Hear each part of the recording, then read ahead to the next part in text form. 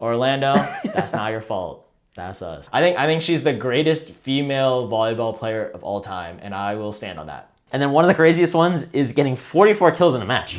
Welcome back to Around the Block Volleyball. USA Volleyball just announced their 2025 Hall of Fame inductees, and we're going to go over these great players, their amazing careers, and their impact on the game.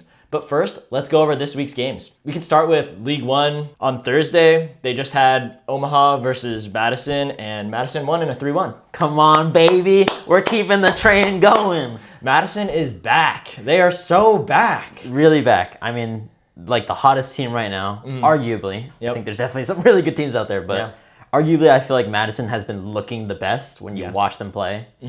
I think they showed it against Omaha. Now we have to talk quickly about Omaha. It's just been really bad for them. They just keep on slipping. Yeah, I mean, this is great for Madison and all, but they did play against Omaha, and if you just saw the two opposite direction teams going against each other, one that's looking amazing and one that is free falling right now. Yeah, I think this game is more about Omaha losing it and in the fashion that they lost it. Yeah. Again, there's just so many problems that I feel like they've been facing.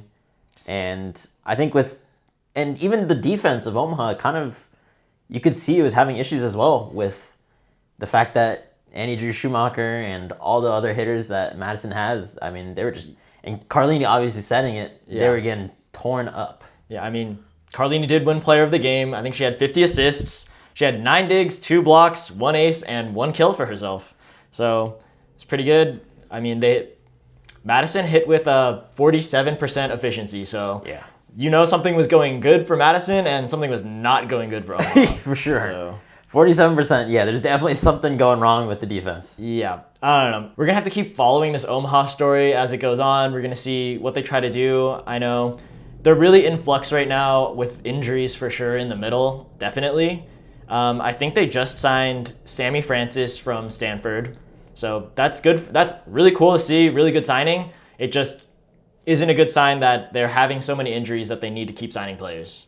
And it's not good that, I mean, she was amazing at Stanford, don't get me wrong. And it's not even a knock on her, but it's just tough that she's going to have to come in and try and play really well. Like, I don't know what she's been doing since the college season ended. Yeah, I have not been tapped in with what she's been doing with her career. Yeah. But I guess we'll see whenever she hits the court. It's going to be a tall ask to try and get her to come in and make an impact right away, because this is so late into the season. Like, there's not a lot of time to adjust. I don't think you can ask too much impact-wise, but not to say she's just going to be a body on the court, but it's going to be tough. They needed a body on the court. Yeah, it'll be tough. But again, it's congrats to Sammy Francis. I mean, she was amazing at Stanford, so hopefully she can make a good impact. Really. Yeah. I mean, this is also the pipeline in the USA Gym, so good for her. Yeah. We can move on to the next game. Next was Friday, and that's where we had Atlanta versus Houston. Banger matchup, and it did go 5 sets. It was 3-2 Houston.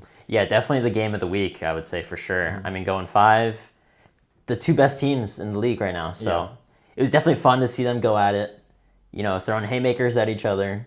But Houston's still looking really good, and they came out on top. Yeah, like we've said before, when Houston plays its full roster, they look really, really good.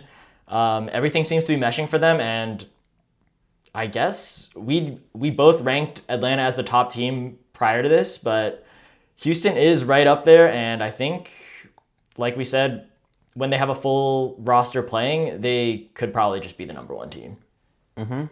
And I think one thing for Atlanta is the injuries are still, it's still making it difficult for them. With Tessa Grubbs being out, it's still very difficult. Yeah.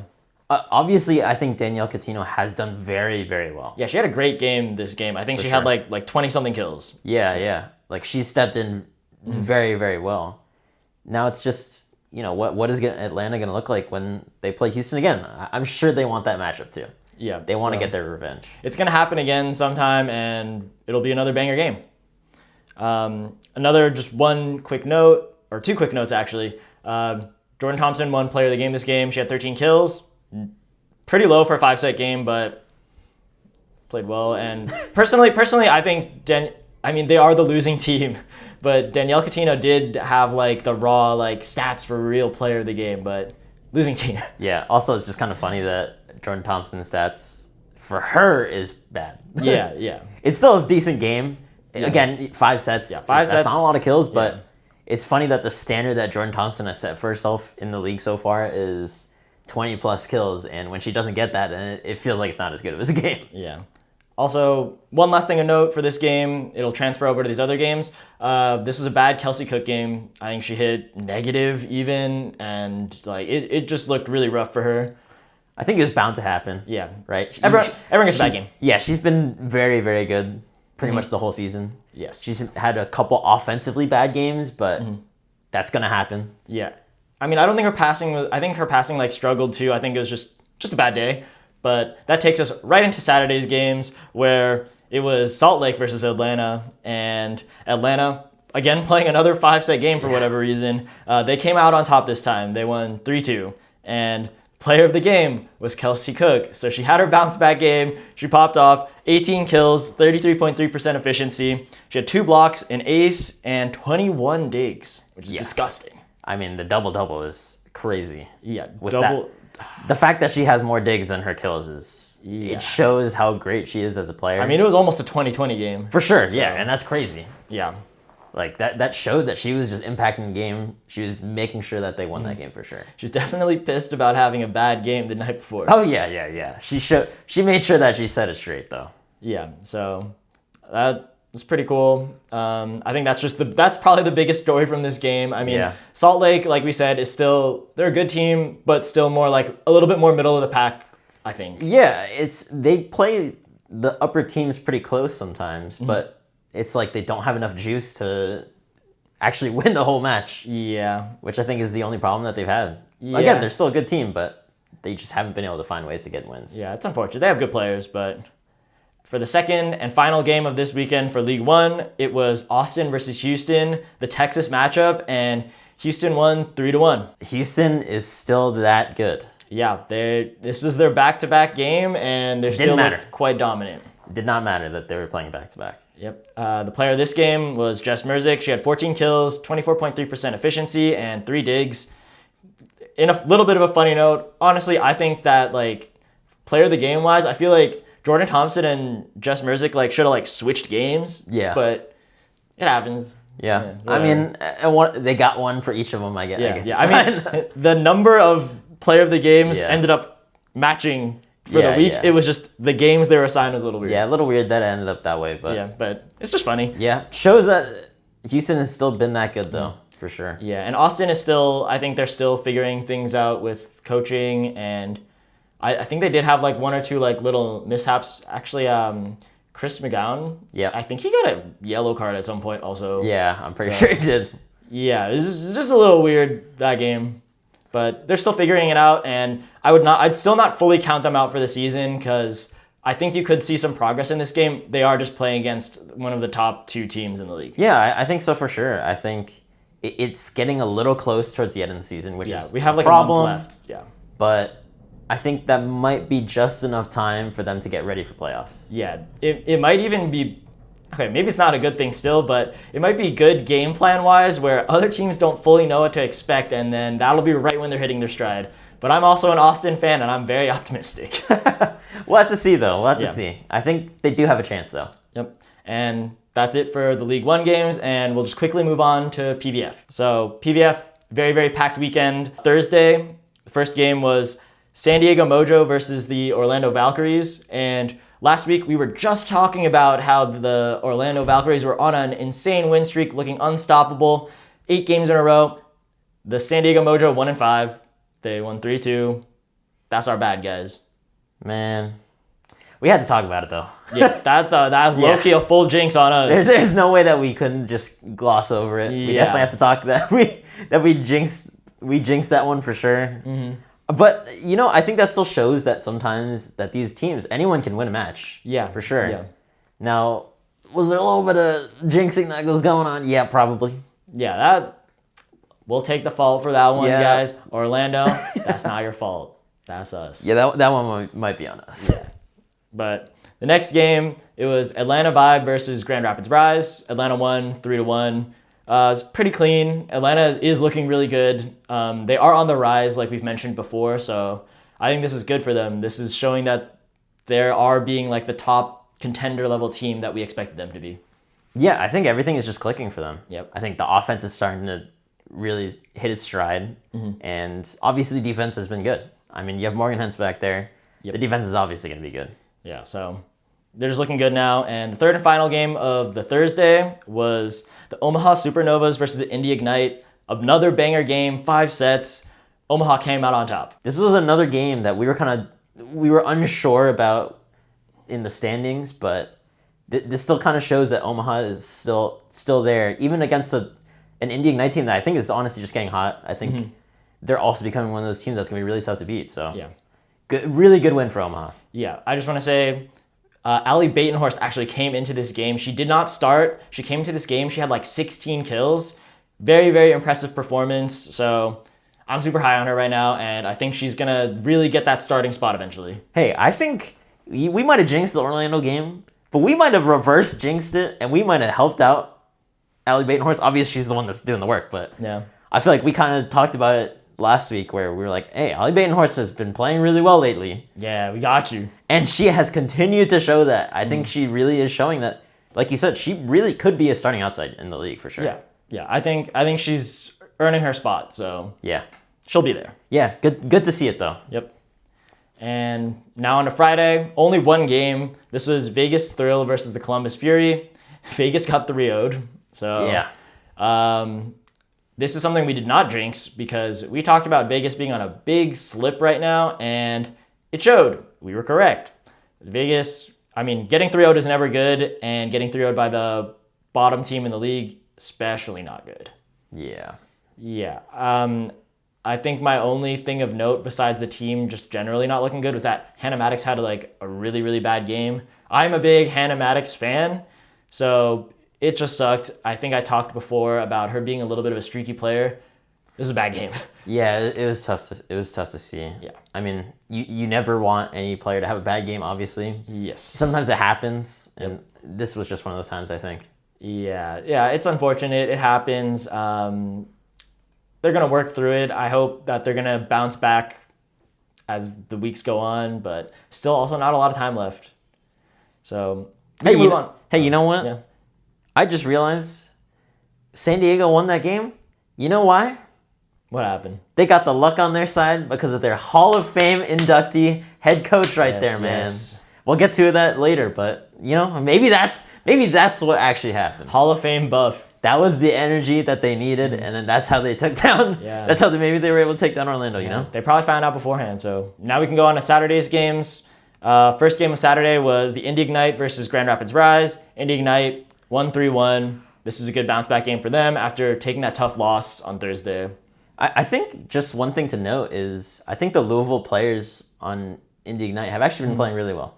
Yep. Also, CC Crawford, I think, Yep. from Wisconsin. I think those three coming out of college, I think they've looked really good as rookies for sure now. Yeah, we're seeing a lot of young players come into the league and look really good. So it's super fun to watch, and I mean, it's cool to see. Yeah, I think it's really exciting for the college fans that get to now transition over to watching these pro leagues. Yeah. Just because it's easier that now the players that you were a fan of in college, now they're playing well in these pro leagues. Yeah, I think it's very good, especially for PVF, that they're getting such a smooth transition of their players into the pro scene. So the fans can stay engaged. They're not. I mean, it's happened before where a lot of people are like, why is someone on the bench for this long? Yeah. And I mean, actually, with this indie team, it was, why are they on the bench? You see them play. Yeah. But now they're playing and they're looking great. Yeah. Another big win for them. Yep. So very good. Second game on Saturday, it was the San Diego Mojo versus the Atlanta Vibe. Atlanta Vibe won. The buff for San Diego was not enough. They took it to 5 though. I think that maybe that's a little residual buff going on there. Yeah, I mean, honestly, we could be underestimating San Diego a little bit more. Maybe they are. I mean, they're lower in the rankings, lower in the standings, but they can really compete. Maybe not win every single game, but they can compete with these other teams. Yeah, I think this week was at least a good showing of that. Obviously, they beat Orlando, and then Atlanta was one of the other teams that we think is getting really hot, and they're a contender for sure. And San Diego losing in 5 is, still, I think there's ways to find positive things from a loss like that even. Yeah, but we can just move on to the third game. Final game of PVF for this weekend. It was Omaha Supernovas versus Orlando Valkyries, the two top standing teams. And like we said, we jinxed it. Omaha won, beat Orlando. Yeah. Oops. This whole weekend is on us, guys. Might have jinxed it again, but yeah, it's okay. Yeah, I think someone even left us that comment like, oh, I found out who jinxed Orlando. Yeah. Might have been us. Yeah. Sorry, guys, but... Moving on! Yep, let's go to NCAA men's. A lot of insane games this weekend. Oh, but yeah. We'll probably just run through a lot of them since a lot of the games between these top 20 teams, they're good, but a lot of them happened this weekend. So Thursday, we had USC 3-0ing Penn State. Kind of expected. This was at the invitational, 4-team invitational that happened at Hawaii, I believe. So, yeah, 3-0. USC taking care of business. USC's good.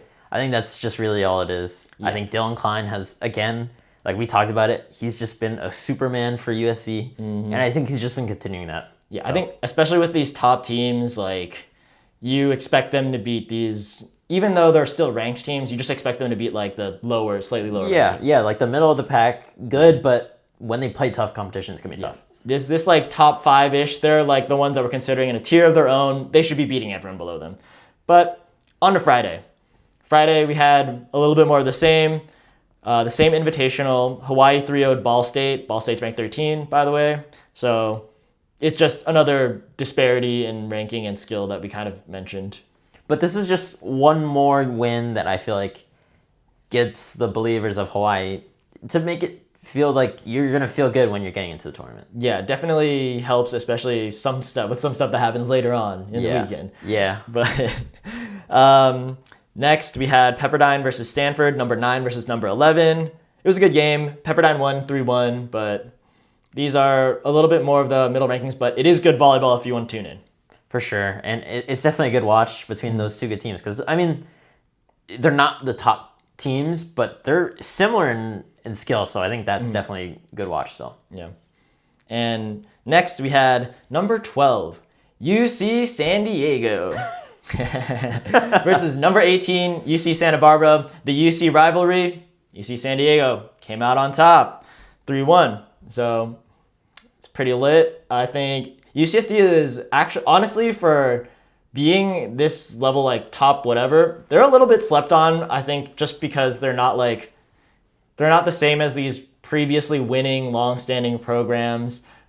I think they're just a little bit slept on, but they're kind of taking care of business when it comes to beating like lower ranked teams. So I'm happy as a UCSD fan and alum, but I mean they've definitely been playing well. So you give them that for sure. I think some is really just the name so far, just because of the top 10 teams are kind of like, obviously they're really good, but also the name that they're playing under obviously helps them for sure. Yeah. UCSD, not known as a sports school necessarily yet, but it's changing. UCSD men's basketball, UCSD women's basketball, both made it into the tournament and March Madness tournament. First time eligible. But UCSD, we're coming up as a sports school. It's going to be hype. Then the next game, top teams again, but less fun. Long Beach versus CSUN. Long Beach 3-0'd. Long Beach doing Long Beach things. Yeah, this is just another game where it really shows the gap that we were talking about, where there's like a tier of the skill between the teams, and this is just another one that I feel like shows how good Long Beach is, really. Yep. And speaking of that gap again, the final game that we're going to talk about for that Friday was USC versus Ball State, number 3 versus number 13, and USC 3-0'd.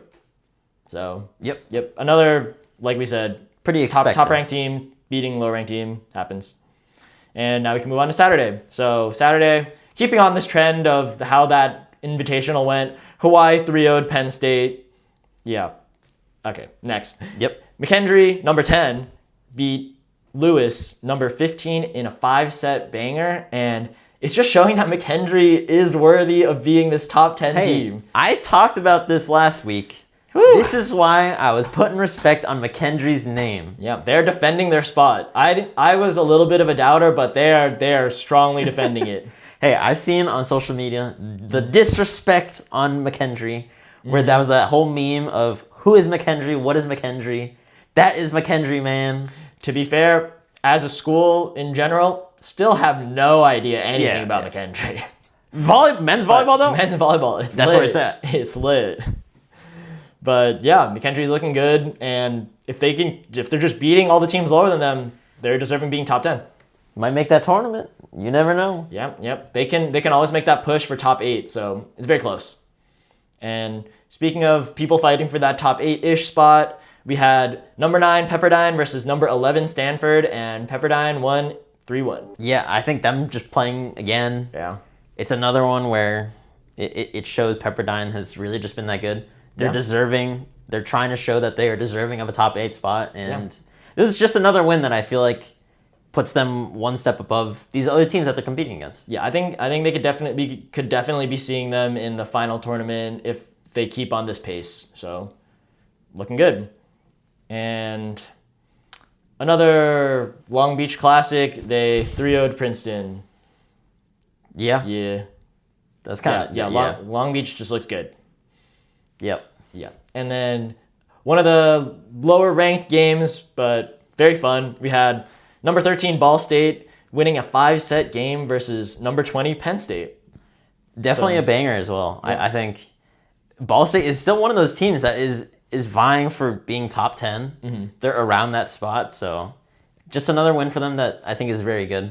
Obviously, can help them build some momentum going forward. Yeah. And speaking on the Penn State side, I think a lot of people were doubting why they've been in the top 20 because their record is garbage. Yeah. But I mean, they're playing some of these close games with these other top 10 to 20 ranked teams, so that's why they have the spot.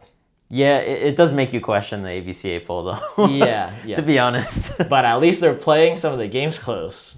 Yeah, that's true. Yeah. And now we can just move on to Sunday. This is the real game we just need to talk about. This is USC versus Hawaii. Number 3 now versus number 4 now. But I think the week prior it was number 3 versus number 5. Hawaii being number 3. So USC wins 3-1 versus Hawaii. Yeah, this was obviously the game that mattered the most for NCAA. And this is the game. This is the one that changed the standings that everyone had in their minds. Yeah. I think this honestly flipped it on its head. Yeah. I think USC was one of those teams that was kind of on the outside looking in at those top 4. Yeah. And I think we said it specifically even. We did. Where we were like, oh, there's the top 4, then there's USC, then there's everyone else. And we definitely did. USC is in there. We were disrespecting them. Yeah, I think this is just another one of our jinxes that hopefully doesn't keep on going on, but I mean, it's a positive jinx for USC, so yeah. You're welcome. Might have hurt Hawaii, but that's okay. I think someone had Hawaii in number 2. But I did. But Hawaii still is good. Still very good, obviously. Hawaii still looks good, but I think it was more of us just underestimating USC. We knew they looked good, but I did not realize that they were this good. And again, just Dylan Klein has just been insane. Yeah. I mean, he won AVCA Player of the Week, I think very deservingly so. Yeah, he's a monster. Yeah, I think he's shown that he's just one of the best players in the country. I think this is his 2nd or 3rd game Player of the Week. Yeah, I think when it's coming towards the end now, I mean, Moni is Moni, but Dylan Klein is kind of coming for that National Player of the Year. I think he's that good. I think so. I think purely also because of the fact that Long Beach has the talent around Moni. Mm-hmm. But the talent around Dylan Klein is still very good. Yeah. But I think the impact that when you watch the games, you can see that Dylan Klein is putting on a Superman cape, and he is bringing his team to the promised land. Literally putting on a Superman cape because those Bics are disgusting. He is flying in oh my god. I feel like for anyone that's trying to watch and get better at hitting a Bic, I think watch Dylan Klein. I think that's definitely the guy to watch. Yeah, just watch Dylan Klein for sure. Jeez, I mean, yeah, this is the game to watch. So I think that's it for our match recaps, but a lot of exciting things happening in volleyball this week. Now it's time for us to move on to the Hall of Fame inductees. Oh yeah. Congratulations to all of them. I mean, this is super cool. Just to note, preface that this is the USA Hall of Fame. So any international fans, this is not the International Volleyball Hall of Fame.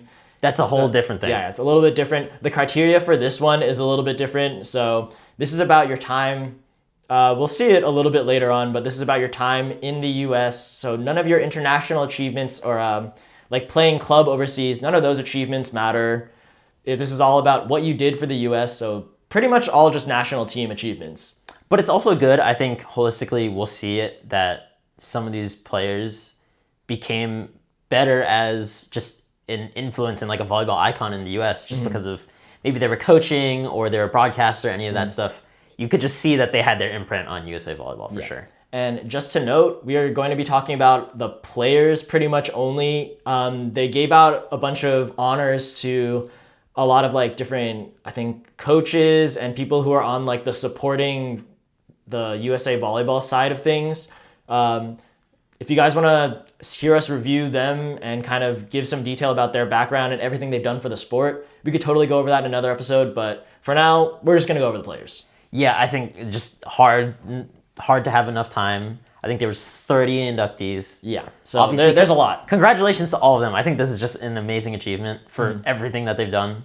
But we're going to get down to the nitty-gritty on a couple of those. Yep, so let's start it off. I have the first player, and let's go. She's dominated the sand for almost 2 decades, clinched 3 consecutive Olympic golds, and set the record for consecutive tournament and match wins. Meet the queen, the GOAT of beach volleyball, Kerri Walsh Jennings. Everyone knows her. Everyone loves her. If you know anything about beach volleyball in the pro scene, she is the one to know about. Yes, I mean, she still has a hand in the game right now. I don't think she's exactly playing, but maybe she'll like come out to some events and things like that. I think she had a little bit of beef with AVP, so she's not doing anything related to that. But she's just still helping out the game in her own ways. I think she's a major investor for Major League Volleyball right now. So it's going to be so cool to see like what she continues to do for the game, because she dominated beach. I mean, her and Misty May Trainer were the greatest beach duo of all time. I think that goes completely undisputed. 3 consecutive gold medals. You're crazy in the if Olympics. You think otherwise. Yeah, in the Olympics. So, yeah, let me just properly read off all of her achievements now, because it's gonna take a while. There's a lot of stuff. it's a long list. Yeah. So here we go. Like I said, widely considered the beach volleyball GOAT because of everything I'm about to say. For one, she was already inducted into the International Volleyball Hall of Fame in 2022. So this is an honor that was a long time coming for the US version. So yeah.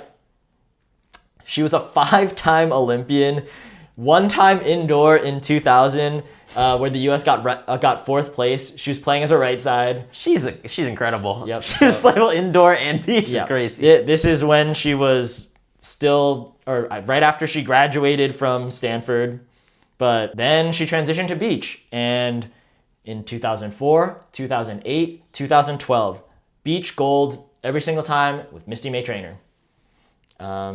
Yeah.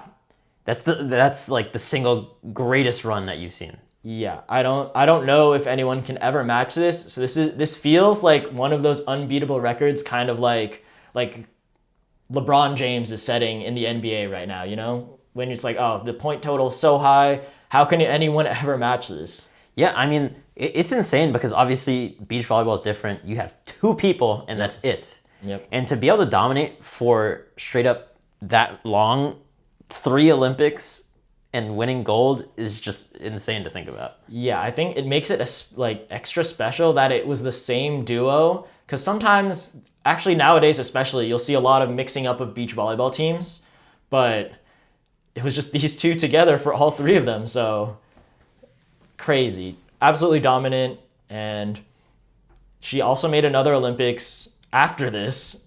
Even in 2016, Misty May Trainer already retired, and then Kerri Walsh Jennings teamed up with April Ross, another one of the beach volleyball GOATs, to get bronze in 2016. So just another crazy achievement for Kerri Walsh Jennings. I mean, it's insane. I mean, she really just said, let's run it back. Yeah. She was like, it's fine, I'll play with April Ross and let's run it back. And Yeah, I mean, also just that was her 5th Olympics at that point, and there are not a lot of 5-time Olympians. yeah, it's insane what she was able to do. Yeah, and there's definitely not a lot of Olympians who are able to medal in 4 different Olympics. No way. She's just insane.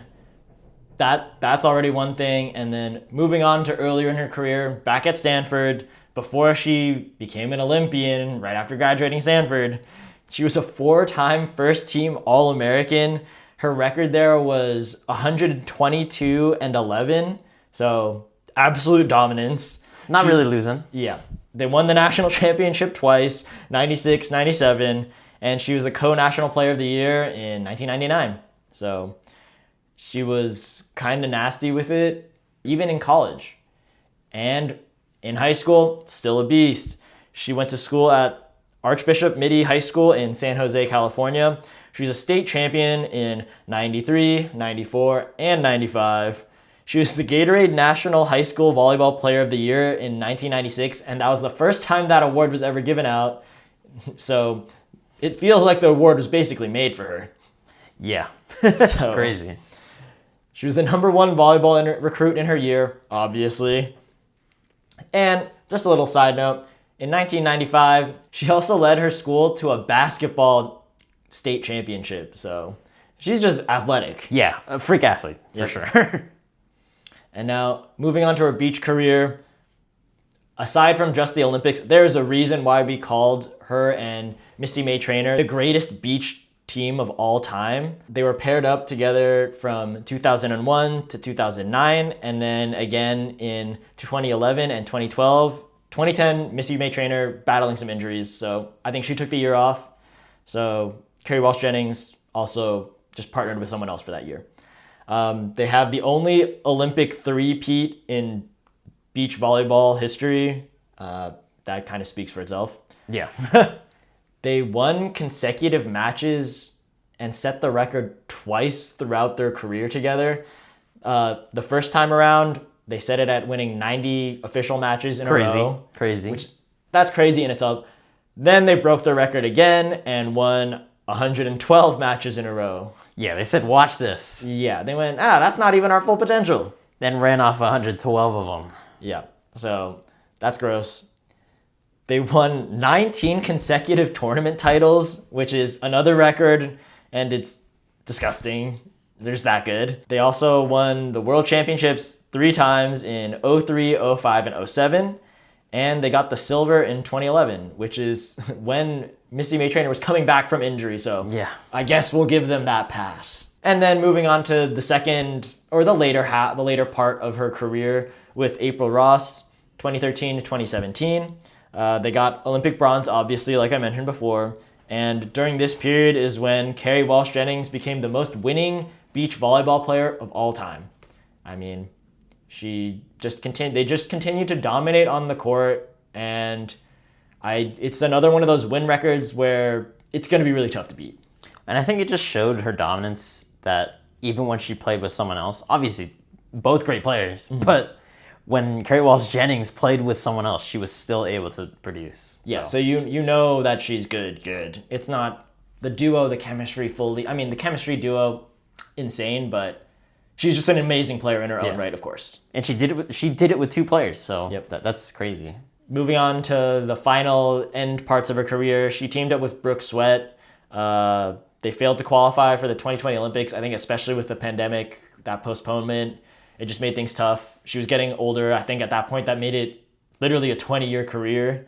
So she's also had some injuries. I don't know if she will play every now and then, but I think she's pretty much retired and moving into the business support side of volleyball and kind of just sports stuff in general. I think in terms of helping the game of volleyball, I think last year for the inaugural season of the PVF, she was involved in the San Diego Mojo.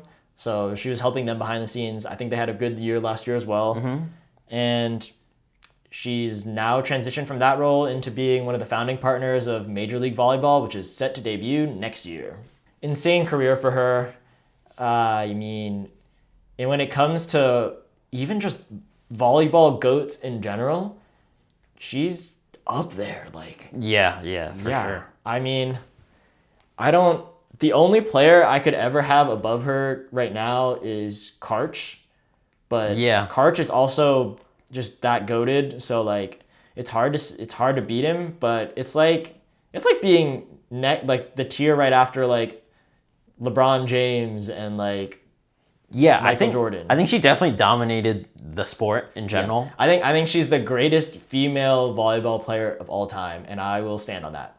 Yeah, it's pretty insane. And we honestly didn't even run through all of the accomplishments. Yeah, we could have. There's only so much that you can fit in here. So, like I said, they had 19 tournament wins in a row. So there's another long list of tournaments that they've won, and that'd just take us another 15 minutes to go through. So one of the most accomplished players to ever play the game, and I don't think anyone's gonna come close to her for a long time. yeah, definitely not. I don't think so. Yeah. So congratulations to Kerri Walsh Jennings. Welcome to the USA Hall of Fame. Welcome to the USA Volleyball Hall of Fame. USA Hall of Fame. Yeah. She might not be that great. Yeah, I don't know if she's impacting the country. I don't know if that she's much. going in with like in George Washington. Yeah. Oops. All right, moving on. We are going to talk about the 6'6" middle blocker out of Long Beach State, a 3-time Olympian as well, winning the gold in 2008, a U.S. men's team captain, Tom Hoff. Another one of the best players that we've seen in recent history. Mm-hmm. So in the more modern era of volleyball, definitely one of the dominant players. This is moving on to being rally scoring. Mm-hmm. So big change in the game. So this is kind of where we can move forward. Yeah. So congratulations to Tom Hoff on yes. being selected into the USAV Hall of Fame. Yes. Absolute beast. Just insane for the U.S. national team, 100%. Yeah. So we'll go through some stuff right now. So like I said, 3-time Olympian from 2000 and 04 and 08. And he ended up winning the gold in 08. And he was actually a captain on that team. So just another thing that I think showed his leadership. I think he was actually more open to talking about that there was a lot of things logistically as well that you had to deal with as a captain versus just the volleyball stuff on court. Yeah. So I think that was just really cool that he was open about that as well. Yep. So he played on the U.S. men's national team from 1997 to 2009. Very long career with even just USA men's volleyball. And then moving on more to the college career, just so we can see where it came from. Yeah, view at his career holistically. Yeah, because obviously 3-time Olympian winning a gold, I think that's already enough. Should already put you into USAV Hall of Fame. Especially as one of the captains. Yeah. So in college, he was a 3-time All-American. He actually played at The Ohio State and Long Beach State. And I think that was actually back then when you would actually have to go off for a year. So he actually was 2 years at Ohio State and then played 2 years at Long Beach. But he had to wait a full year to get back. Yeah, the full eligibility. Becoming an All-American 2 times at Long Beach State. So he was actually, in 1996, a national championship runner-up at Long Beach. And kind of just showing how he did. His stats were just absurd. He actually ranked 14th all-time as of 2024 in career kills. With only 2 seasons at Long Beach State is just insane. So monster. Yeah, absolutely insane. It's 1,230 kills, which is just crazy from a middle. It's a lot of kills. From a middle when we already know that you're not getting set as much as a pin hitter, and you're already up there is just insane. And he just had some other insane stat lines that it just like looks crazy. Like one of them was getting 4 triple doubles. Like I don't even know how that even happens. He's just getting blocks. He's getting kills. He's just doing everything on the court. It's just absurd. Yep. And then one of the craziest ones is getting 44 kills in a match. I literally don't even know how that happens as a middle. I don't even know what that looks like. I mean, in general, getting 44 kills in a match is absurd. Yeah. But coming from a middle, even crazier. Yeah, and this is in college, so it's not like he's playing against he's not playing against bad teams. Mm-hmm. So just insane stuff from just the stat lines that you'd see from him. Yeah. Absolute beast. So obviously with such a great career, only 2 years at Long Beach, he was still inducted into the Long Beach State Hall of Fame in 2002. Just insane. And even greater, he got his number retired, his number 9 jersey retired last year. So congrats to him on that as well. I think that just showed his dominance in just 2 years that he played at Long Beach State, that he was just that good and he made that much impact with only 2 years. And then obviously just pro career-wise, he played in a bunch of other countries around the world. So As it is. that just shows that how good he was as a player. So definitely congratulations to Tom Hoff, I think. Just a really great player. Kind of, I don't know if revolutionized, but he definitely showed a way of a middle blocker and how impactful they can be, for sure. Helped build the foundation of how our middle blockers are playing today. And obviously for U.S. men's volleyball, I think he definitely helped that team for sure. Yep. I mean, winning that gold is insane. So we'll move on to our next inductee. So we got the 6'7" opposite from Long Beach State as well, a 3-time Olympian and a 2-time silver medalist. You may know her actually as the PVF San Diego Mojo head coach. Let's go. Congrats to Tayyiba Haneef-Park as a USAV Hall of Fame inductee. Just another one of the insane players that has gone through USA Volleyball. Yep. And crazy to just see her impact just now, where she's still coaching and just impacting the younger players for sure. Still teaching the game to all these players, helping establish pro volleyball in the United States. This is only adding to her legacy. Okay, so we'll kind of go through some of her accomplishments as well and just see how much she's done for USA Volleyball. So obviously right now we know that she is the San Diego Mojo head coach, and she actually won the Coach of the Year award last year in the inaugural PVF season. So I think that just shows the coaching greatness already. The game knowledge is there. Yep. And then we talked about it earlier, 3-time Olympian from 2004 to 08 and also in 2012. They won the silver in 2008 and 2012, and they were actually close to winning a medal in 2004, placing 5th. So she was also on the U.S. national team from 2001 to 2012. That kind of just shows the longevity of her career. Yep. And that she was a part of, again, we're not going to talk about all of this stuff, but all the other world championships and all that other stuff, she was obviously on that team as well. On a bunch of those rosters. This is when that's what you just did every single time. Sometimes, right now, the U.S. has a couple rosters where it's like, oh, for certain things like Pan Am Cups, we'll send out like Different players, more of a B team, C team roster type thing. But back then, you played a little bit more frequently. So a bunch of other accomplishments that we haven't even listed off. So another just insane career. So, But going back to her college career, just so we can also see it holistically. So obviously she was just an athletic freak. I mean, 6'7". She played opposite. Sometimes she was playing as an outside at Long Beach. So she was there from 1998 to 2001. And she was an All-American in 2001, leading them to an insane 33-1 record and a national championship. Just insane.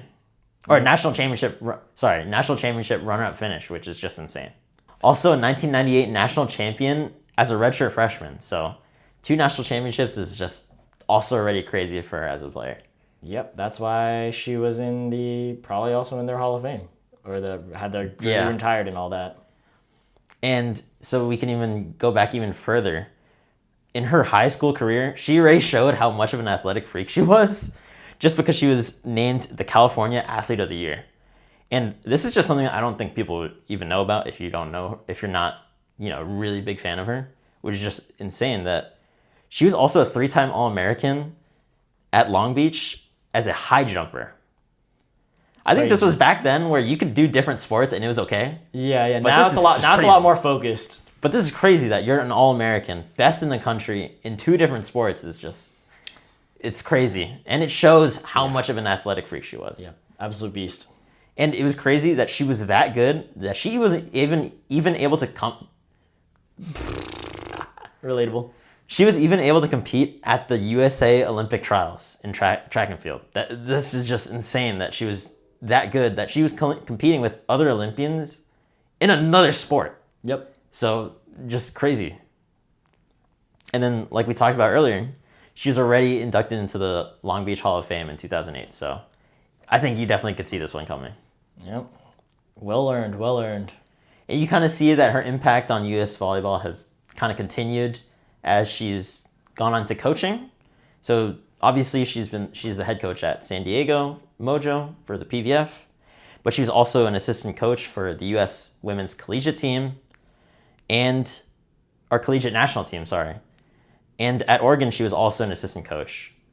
And then she also dabbled in beach volleyball, where she was an assistant coach at University of Arizona, just showing that she was willing to coach pretty much any sort of volleyball, helping out the younger players in every way. Insane ball knowledge, helping the next gen. And then, yeah, I think for sure you just see that her impact on volleyball in the U.S. was just insane. Elite. That it spanned through her high school, college, obviously into the pros when she was on the national team, and then even in coaching now, I think you just see her. She's still involved and she's still trying to help out. Yeah, it's like her whole life has basically been helping out USA Volleyball. So Yeah. very well-earned spot in the Hall of Fame. Yeah, definitely. You just know that she was going to be in here for sure. Yep. And now we can move on to one of her teammates on the national team, actually. We have Lindsey Berg. I think Napella was what she was known as back then. 3-time Olympian and master setter who led Team USA to 2 silver medals. Let's celebrate Lindsey Berg's incredible journey into the USAV Hall of Fame. So she's one of the best setters to ever exist in USA national team history. And she was doing this while only being 5'8", which is pretty unheard of, especially today. Short queen. Yes. I mean, you just don't see this today. There are barely any players that are under 6 foot who can make it onto the national team at all. And they're all basically just liberos. Yeah, so setter doing that is just, it's so cool. Just goes to show how good she is. Super skilled. Let's start off with her college career. This is where the story begins, and it is pretty crazy. So, she's already from Hawaii. She could have played at the University of Hawaii, could have been the hometown queen, just looking really good there. But what she did is that she actually went to the University of Minnesota, and this is when they weren't exactly the best and kind of competing like that, but she helped establish them as one of the top NCAA volleyball teams. So she was there from 98 to 2001, and in 2004 she helped lead them to a 30-4 record, which still stands as their best record in school history. 2000. What did I say? 2004. Whoa! She was there for that long? Damn. Yeah, dang. 7-year career? Dang it. So in 2000, she led them to a 30-4 record, which still stands as the best record in their school history, which just proves how good she is and what standard she set for the University of Minnesota. So super good. And obviously this led her to playing pro, where in one of the experimental US leagues, the United States Professional Volleyball League, she played 1 year for them. I think that the league might have only lasted for 1 year. So in 2002, she played for them. I don't really know what happened. The league died that year. So hopefully not for these current leagues, though. Yes. But she also played in Italy and Turkey afterwards, where the pro scenes are more established and lasting. And now for her national team experience. Like we've gone over every other player, she's playing at these World Cups, World Championships, VB, Invitational, whatever things. But for the Olympics, she was an Olympian in 2004, 2008, and 2012. Won silver in 2008 as a co-captain, and in 2012, another silver. So this proves her leadership and her skill competing at such a high level. Again, she's a 5'8" setter. This is absolutely absurd, kind of unheard of. And it's definitely something you will not hear today at the national team level. But kind of going onwards, she competed in 3 FIVB World Cups. She got bronze twice and silver once. Bronze in 2003, 2007, silver in 2011. And nowadays, she isn't as involved with the volleyball scene anymore, but she's more doing investor, business woman type things. I think at some point she did run a company that helped sponsor and promote volleyball to younger athletes, but I think with all of these other bigger companies coming out nowadays, I think her company was kind of lost in the mix and not involved with that anymore. Congratulations and welcome to the USA Volleyball Hall of Fame. All right, moving on. Again, one of the other beach volleyball GOATs. Here we go. One of the greatest beach volleyball players of all time, an Olympic silver medalist, winning 75 titles, one of the beach volleyball pioneers. Congrats, Mike Dodd, to the USAV Hall of Fame. I think Mike Dodd was just definitely one of those players in beach volleyball where you knew about his career, you kind of heard about it, where he was just one of the winningest players that came through. So, as one of the greatest beach volleyball players ever, he played 18 years, which is just an insanely long lifespan for a career. And obviously won the silver medal in beach volleyball's first ever Olympic participation. That was the first time that beach volleyball was in the Olympics. And it was in Atlanta in 1996, where he actually partnered with Mike Whitmarsh. So I already mentioned it. He captured 75 titles or tournament wins. 5 of them were in the Manhattan Beach Open, which is like the one back then. Yeah, it was the AVP tournament to go to. Yeah. And that was with his longtime partner, Tim Hovland. And he even appeared in 3 FIVB events. He even won 3 FIVB events where he competed in it 14 times. Also just insane, showing how long he was playing. Yeah. And as one of the best ever, he had 231 podium finishes. So that's like top 3. And he had 297 Final Four. So that's a pretty good ratio. Just showing how many tournaments he already played in, which is just absurd that he played in that many. Yep. And that he was in the top 4 for that many matches is just insane. Or for tournaments, sorry. Yeah. Is just insane. Yeah. And also just individually, you kind of just were able to see his dominance, where he was named the AVP Sportsman of the Year twice in 94 and 96, winning the AVP Most Inspirational Player 3 years in a row from 95 to 97. And he was AVP's Best Defensive Player from 94 to 97. So he had that long, 3-4 year run where he was pretty much just the best player. Yeah, and I think going on to that Inspirational Player award, I think that kind of just proves how essential he was to the volleyball scene then. I mean, especially with volleyball still to this day being a growing sport, to be recognized as one of those inspirations to the sport, super important, and it just shows why he has a major place in USA Volleyball. Yeah, and obviously that shows why he should be in the Hall of Fame as well. Yep. So he was actually a 2000 inductee to the California Beach Volleyball Association Hall of Fame, and also a 2012 inductee to the International Volleyball Hall of Fame, so another IVHF. And then after his career finished in 97, he also continued to stay around the game as well. He dabbled in broadcasting, being as an analyst, and he even coached. So he coached Sean Gibb and Jake Rosenthal to 5th place finishes in 2008 and 2012 Olympics. So again, just spreading the knowledge to the younger players, helping them out in the future. And those two, that duo right there, was an FIVB Beach Volleyball Tour champions as well, just showing how great they were. Yeah, I think it's also important just to highlight how important that is for USA Volleyball, especially as all the USA Volleyball for beach used to be pretty dominant, but other countries nowadays have really, really stepped it up. You don't see US podium bound as much anymore when it comes to these world tournaments. So being able to coach a team to those finishes, it's very significant for USA Beach Volleyball. And that showed that his career was spanning even longer than just his playing career. Yeah, Hall of Fame is still more than just your playing career. For sure. And he was a perfect example of that. He was also a coach of Nicole Brannig and Elaine Youngs, who were the 2009 Manhattan Beach Open champions. So actually they joined Gibb and Rosenthal that won it that year, which made Mike Dodd the first coach to coach the men's and women's champions. Elite coaching. So that's just kind of crazy. It just feels like he just dominated. I don't know if we're going to see that ever again either. It's kind of funny. It's like he won the tournament himself by his coaching. And then a little bit of history about his own playing career, just so we know all about his history. Dodd went to San Diego State University. SDSU. Where he played basketball even. Where actually it kind of showed that he was a freak athlete where he was actually drafted into the NBA by the San Diego Clippers at the time.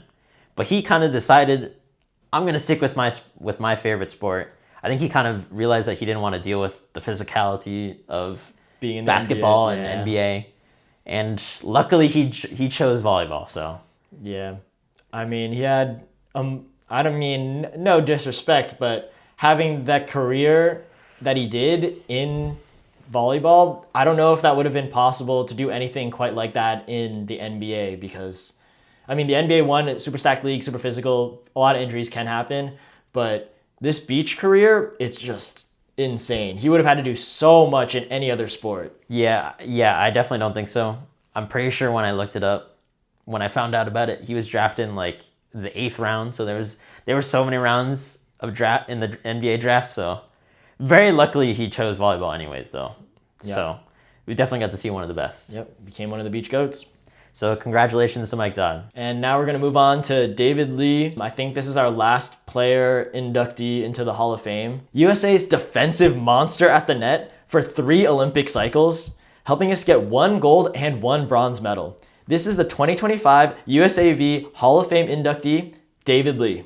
He's one of the best middles in USA Volleyball history. He's a 3-time Olympian, obviously. He helped with that 2008 gold. I think that's when him and Tom Hoff. Yeah, that's when him and Tom Hoff were actually switching off a little bit between games.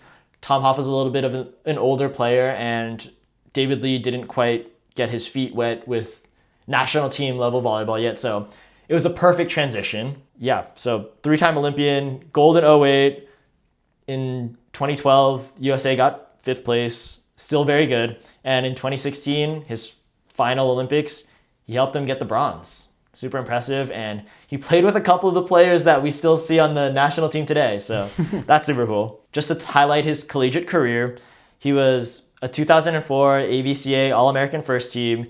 He made the 2004 finals, but lost in the longest championship match in NCAA men's volleyball history versus BYU. So that is a game to go back and look at if you ever want to go see some of the craziest NCAA games of all time. Go look at that one. Yeah, if you go in the archives, I'm sure it's going to be a great watch. And to go on to some of his other major achievements, he won 2015 World Cup gold with the national team. He was a 2-time NORCECA champion in 2007 and 2013, 2-time World League champion in 2008 and 2014. In that 2014 run, he was the best blocker and best middle blocker. And as for his pro career, he's actually very well played. He's played in a lot of different places. I think he's the type of guy, it seems, who really likes to travel, experience new things, which goes on to just show the kind of person he was and helping create the atmosphere that USA Volleyball national team has to this day. He played in Puerto Rico, Portugal, France, Turkey, Italy, Russia, China, Greece, Argentina, and finally in India. And as for what he's up to right now, he is coaching in India in their Prime League. He's helping produce some of their middle blockers, so he's definitely super knowledgeable, and I think with some of the middles that he's played with that are currently even on the national team now, you can kind of see some of that knowledge passed down to them. So David Lee, very, very deserving of being in the 2025 Hall of Fame class. Now we can move on to the major coaching, USA coaching inductee, which is, strangely enough, a Chinese women's volleyball player, Lang Ping, also known as Jenny to the US team. She was a Chinese volleyball player and coach, but she did help coach the USA national team to that 2008 silver, which was in China. So it was a big deal, especially because they knocked out China at that time. So she's a real one. I think sweet revenge for her. Yeah.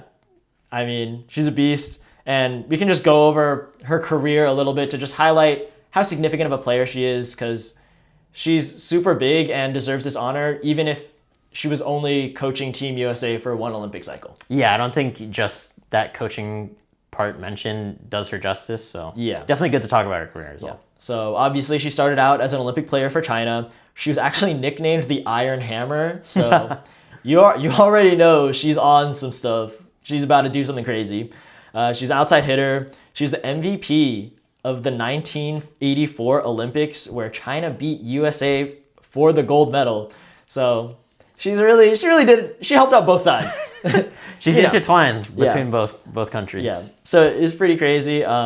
She won the FIVB World Cup gold 2 times in 1981 and 1985. She won the World Championship in 1982 and got the silver in 1990. She was a major cultural icon for China. I'm not sure about the Chinese state of volleyball and if they have like a Hall of Fame, but she'd most definitely be in it. I think she's still honored to this day as being kind of one of the first world-class athletes coming out of China.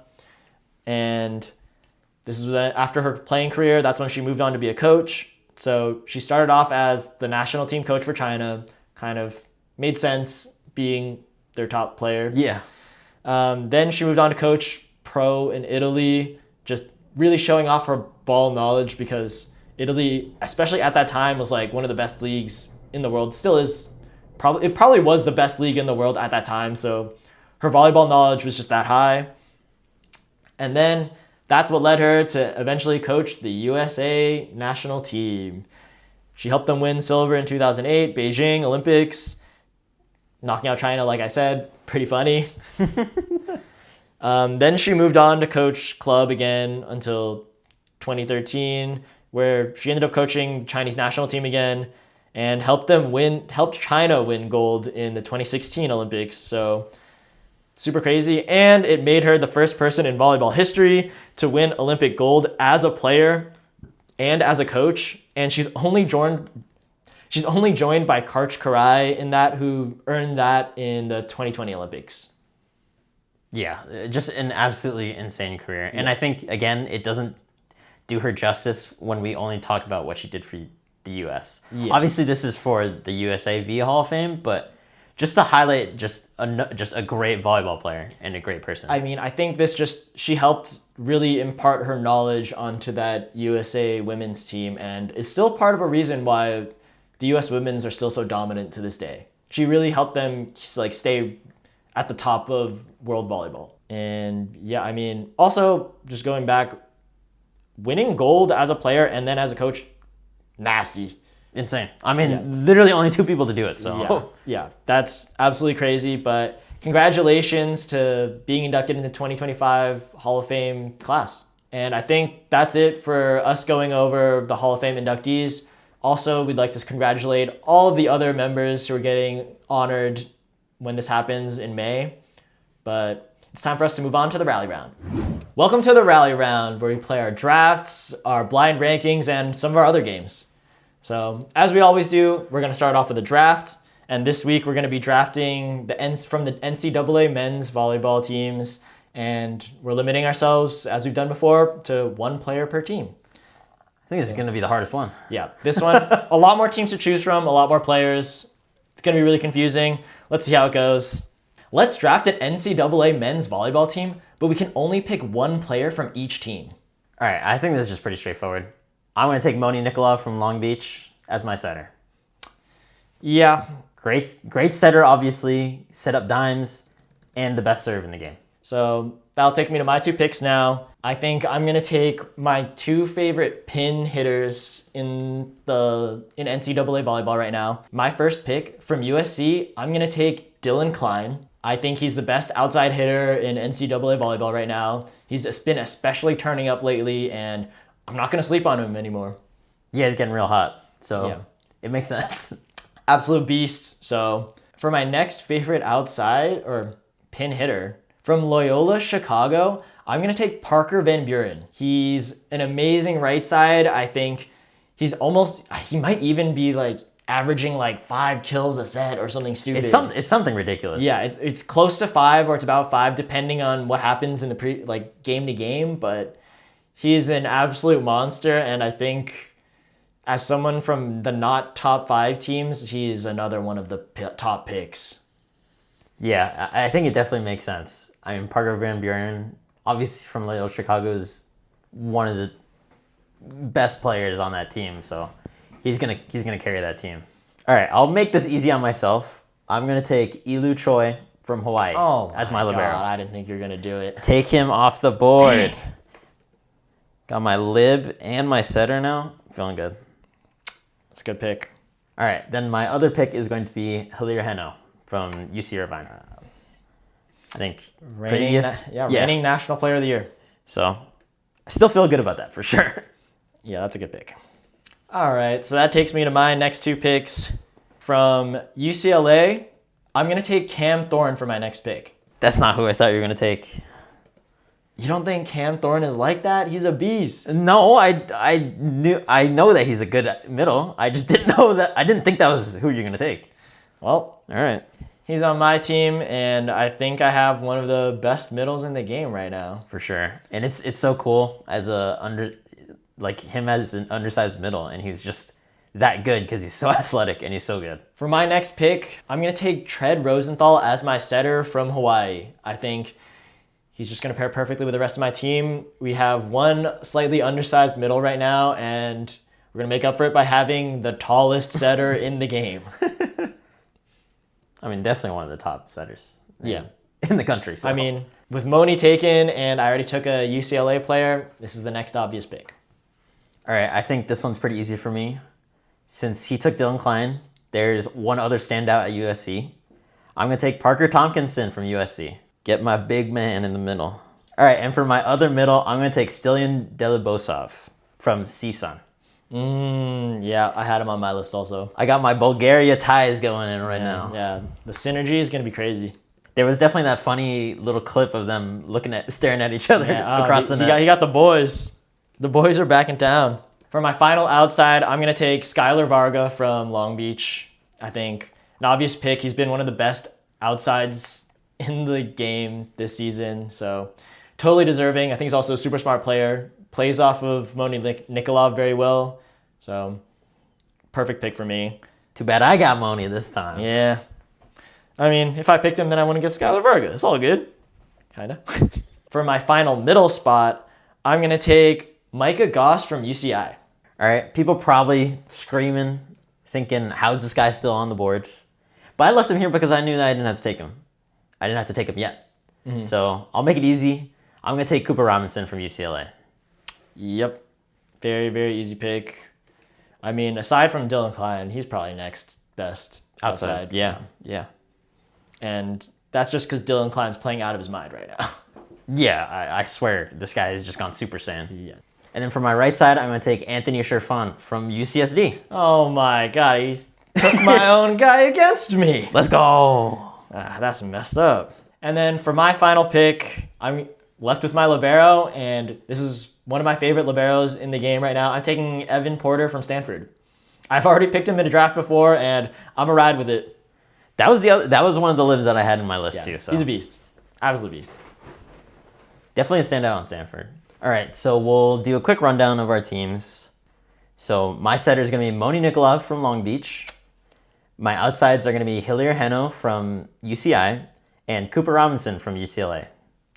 Then my middles are going to be Parker Tompkinson from USC and Stilian Delibosov from CSUN.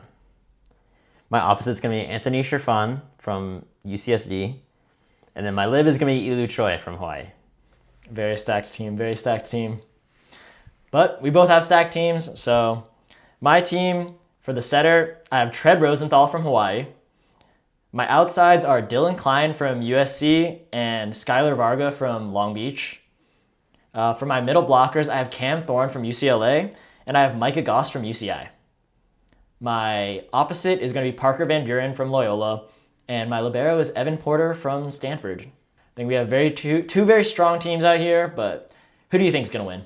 And now we can move on to connections/categories. Now it's time to play connections, and this week we have Eric Shoji as our player to connect things to. My player this week is Eric Shoji. Can you connect these 7 things to him? Okay, so your list of things this week.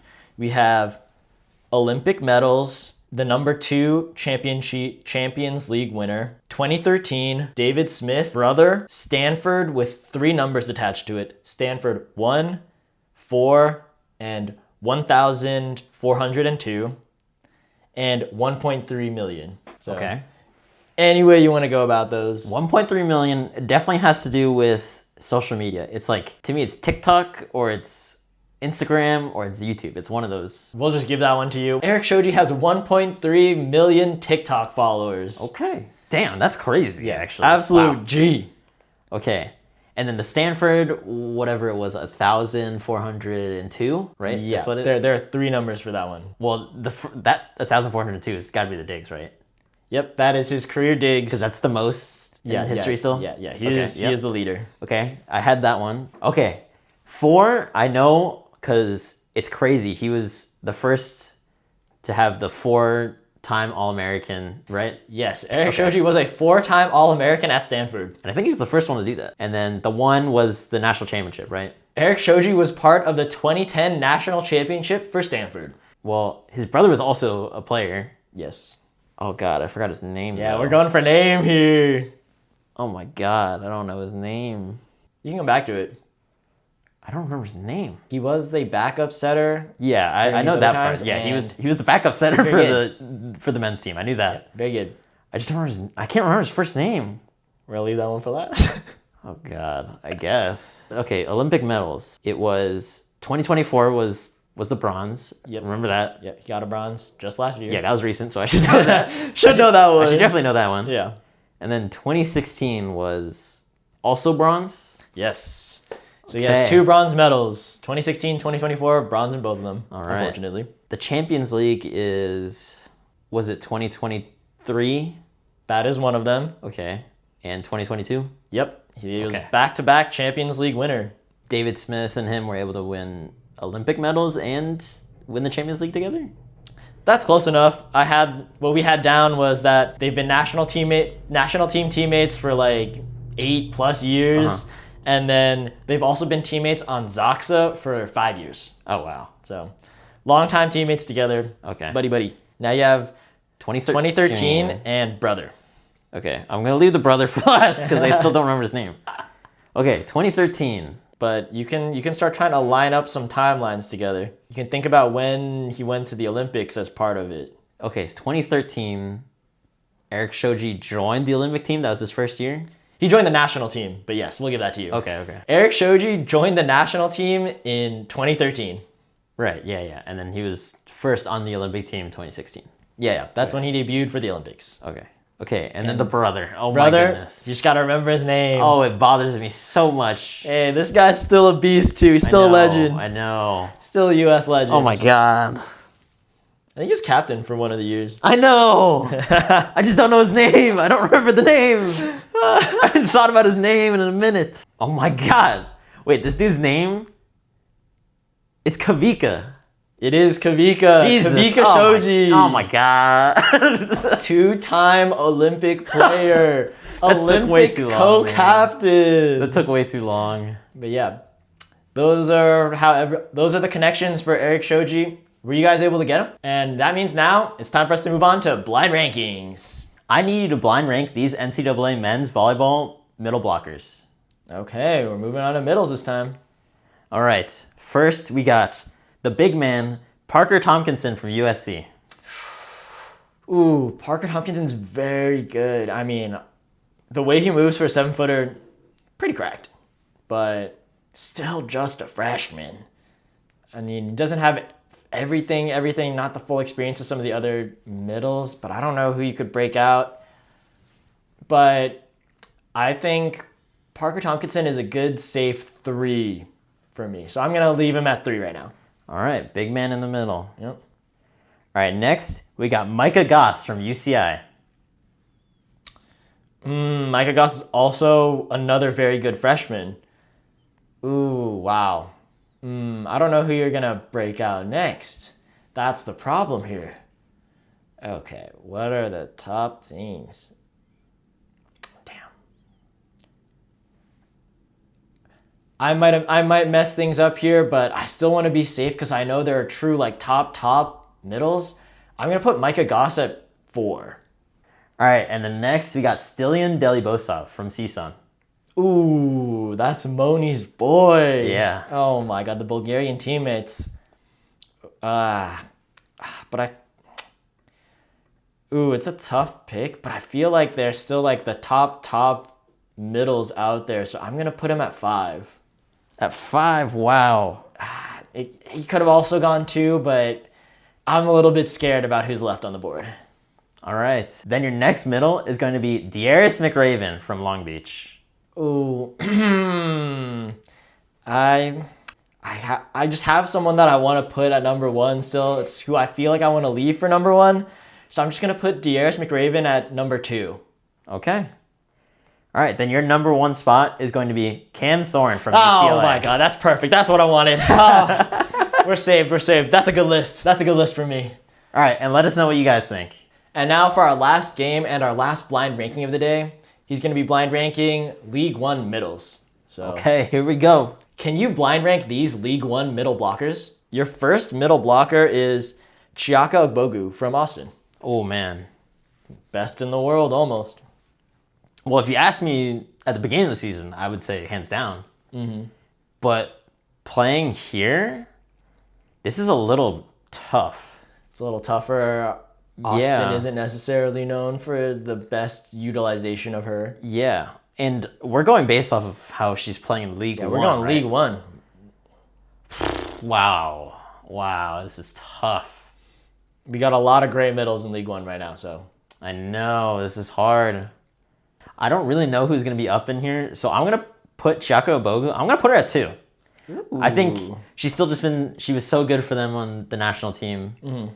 I think it's a little bit hard to show your talents as a middle, depending on how your team is doing, so I'll still give her number 2. Still a nasty blocker, I mean. Yeah. Austin is the number 1 blocking team still. Yeah.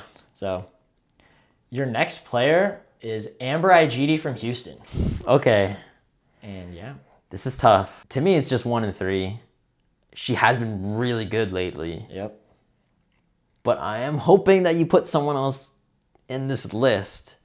So I guess I have to put Amber Igidi at 3. Ooh, that's a tough one. So your next middle is Tia Jimerson. Okay. This is who I thought was going to be here. Thank God she's here. Okay, Tia Jimerson goes to 1. To me, that's good at least. Okay. And you have 4 and 5. I think this is a recurring pattern with you, actually. Your next middle is Emily Thader from Omaha. Okay. She's been very good. I think she might be one of the better middle servers also on this list. Yeah, for sure. I think for Omaha, she's honestly been one of the bright spots for that team. Yeah, she's doing her best out there, especially offensively, trying to hold it down for them. I might have to put her at 5, though. I might have to put Emily Thader at 5.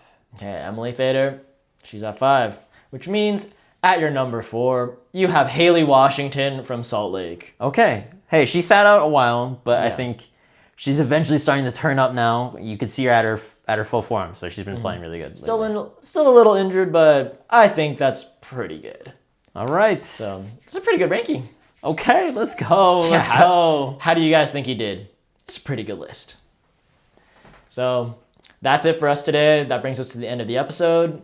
Thank you so much for watching, and please like, comment, and subscribe. Comment who you think is going to be the next Hall of Fame inductees whenever the USA Volleyball tries to do it again, because I think we have a lot of good older players nowadays. So, hey, and should we predict who those players might be? Yeah, let us know if you'd like that. Let us know if you want us to go over the other inductees and their stories, because there's a lot of great things going on in USA Volleyball right now. But thank you so much for watching, and we'll see you guys next time.